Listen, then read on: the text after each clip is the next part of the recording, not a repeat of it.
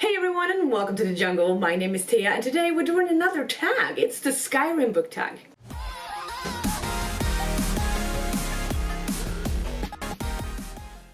So I was tagged on this one by Deanie. It is her original book tag. I love it. I love Skyrim.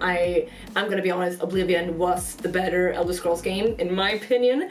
But I have spent a ridiculous amount of time in Skyrim, so when I saw this one, she put so much effort in it, and the questions are just too good.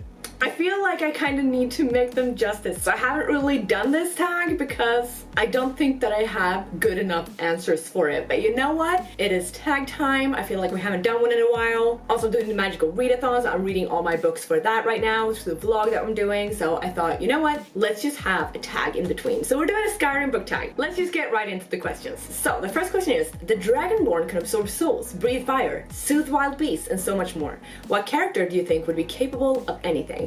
Now I was thinking about this and I had some answers and then I realized most of them are because they have a specific item. Like first I thought Bastion with the Orin, but I imagine any character with the Orin would be able to do anything, like just wish it and then it comes true basically. So I thought no for that one since it's actually not character based and more item based. And then I thought Rand, but that's more hearsay. Like I've only read 2 books. I'm doing the reading vlogs. I'm gonna promote a little bit right now. Yeah, I'm doing the reading vlogs of that. I'm gonna link it up here. It's filled with spoilers though, so if you haven't read them, don't watch. But yeah, that's more hearsay. Like what I've seen so far of him, I wouldn't answer him for this one. And I thought, you know what, no, I'm not gonna answer something just because other people might answer it. So I went with my girl Ashara. I am a humongous Warcraft fan. I think most people have seen my collection. Maybe not, I don't know. Here it is.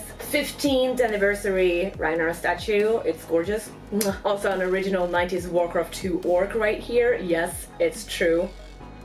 Look at that Blizzard Entertainment logo right there. 1998, bitches. Now, even though she isn't the most powerful character in the entire Warcraft universe, I feel like just with her cunning and her powers, she would be able to do fucking anything. I love her. They did her dirty in the BFA expansion. I count that one out. That does not exist. That is not canon lore for me because she's so much more powerful than most of the bitches taking her down. Just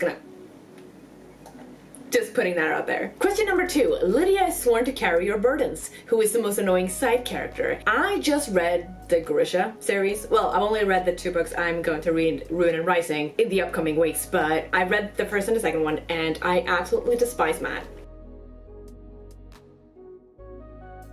I feel like he is the sidekick, companion slash love interest that just fucks it up, that just makes it hard on the main character, unlike the protagonist, because every time she's supposed to shoot something or every time she's supposed to actively do something, Matt is in the back of her mind. You know what I mean? It's like they're just a fucking cock block throughout the entirety of the books. So for me, it's like every time he was there, he was always petty, and I just didn't like the whole, oh, but we've always been together, so we're gonna be together. Like, no, you don't fit with him, you should be with someone else. And I haven't finished it, but I am still rooting for either her and the Darkling, which I'm positive will not happen. But I mean, now Nikolai is in there and I am a sucker for him. So I just really hope that Matt goes out of the picture in the next one. I am doubtful, but I can hope. Number 3, did someone steal your sweet roll? What is a delectable food from a book you'd like to eat? A lot from The Song of Ice and Fire sounds really good, but I have actually tried some from the cookbook and I mean, yeah, that's cool and all, but I think when it comes to food, I'm a very nostalgic person. So I think that I would pick something from the Harry Potter universe, like the pumpkin passies or the whizzing whizbees. I think that's how they're called. They're called snurrande surbein in Swedish, so. Also, butterbeer is something I've always wanted to try, and I think you can make it at home. Never have, because I'm like, no, that's not the real thing. It's not from Hogsmeade, so. But yeah, I think something from Harry Potter would be my answer for that one. Number 4, took an arrow to the knee. What character do you think would be the most likely to get randomly injured? This one is the hardest one for me, and I still don't really think I can answer it. Now, I haven't read The Hitchhiker's Guide to the Galaxy, but I feel like Arthur Dent could fit into that one. I feel like he's just so oblivious, just so unprepared for what he's in for. So I feel like he could be a good answer for that one. I'm like not looking at the camera because I feel so insecure about this answer. I actually have no idea, but I'm gonna answer Arthur Dent. Number 5, Aedra versus Daedra. What is the most interesting force of good or evil or otherworldly source of power that you've found in a book? I could be boring and go back to Warcraft and say like the old gods, but then I realized that the old gods are based on Cthulhu. Love Cthulhu. I am terribly afraid of the ocean myself, or like the sea, or like open water at all. It's the scariest shit to me. Did you know that we have only discovered 5% of the entire ocean? So it's like, what the fuck can be down there? There could be species that we have no idea what the fuck they are. I mean,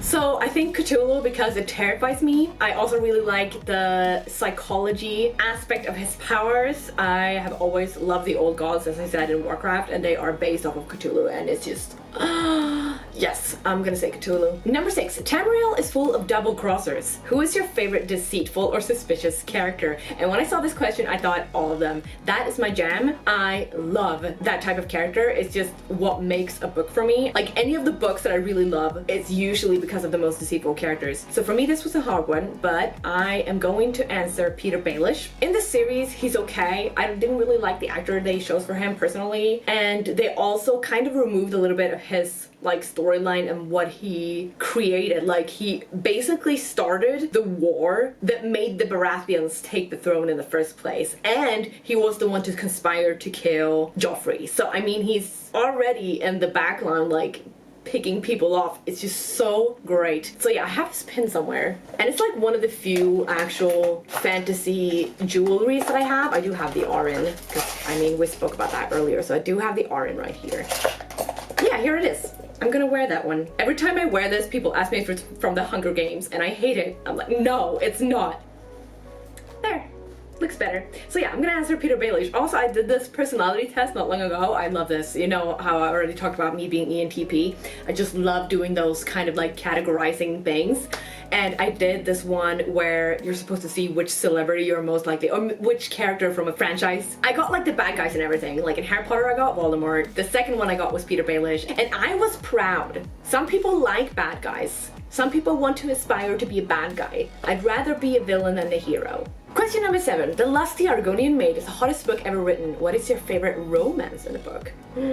I don't really like happy endings. Giggity. I don't really like when romances turn out well. In books, when the greatest power is the power of love, and how they explain everything with love, like, oh, you won because of love. I hate that. That is the worst fucking thing. Why even have a magic world if love is the most powerful magic? Like, no. So with that said, I usually like the love stories that just are fucking weird, forbidden, or evil, or something like that. Gotta get shit for this, but I am a shipper of Sansa and the Hound. I love them, and I realize that people who have only seen the series are always like, what the fuck does that even come from? It's a thing. Read the books. It's in there. I love it. You should too. I also really like Snape and Lily. I cannot see why Lily would go for James. Anyway, with all those aside, I thought, you know what, there's one that ends in a happy way that I still really respect and like, and that is Mr. Darcy and Elizabeth Bennet. He was one of the first like love stories that I was like, I can see this. I can see this happening. Number 8. Stealth Archer is the obvious and most practical character build.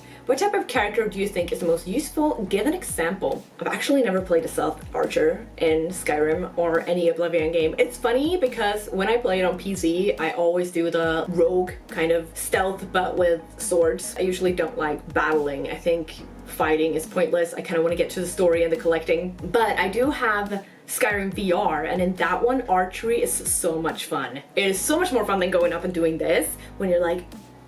Anyway, to the question. I like the sneaky, conniving, manipulative characters, if you haven't noticed already. I always feel like usually nothing would get done if those characters weren't in there. Like, it doesn't matter if they're evil or if they're friends with the protagonist, but it's always like they are doing the necessary things. Like, they can be servants or something, usually, and then they come up to the protagonist with the information that they found, and the protagonist wins only because the sneaky, conniving, manipulative person was there and did the dirty deeds for them. Those are just the real MVPs, and I connect with them. Number 9. There's more to the world than just humans. Elves, Khajiits, Argonians, and more. What is your favorite fantasy or sci-fi race? I have this answer like that. I have always been fascinated by Twi'leks. I love their Lekus. I love everything about them. When I was a child, I was like in love with Ula. I thought she was badass. I thought she looked amazing. I was in love. When I started playing Star Wars The Old Republic, the first race that I bought, I mean, you get a few ones like humans and cyborgs, but there are some extra races that you can buy. The first one that I did buy was Twi'leks. I just loved Twi'leks.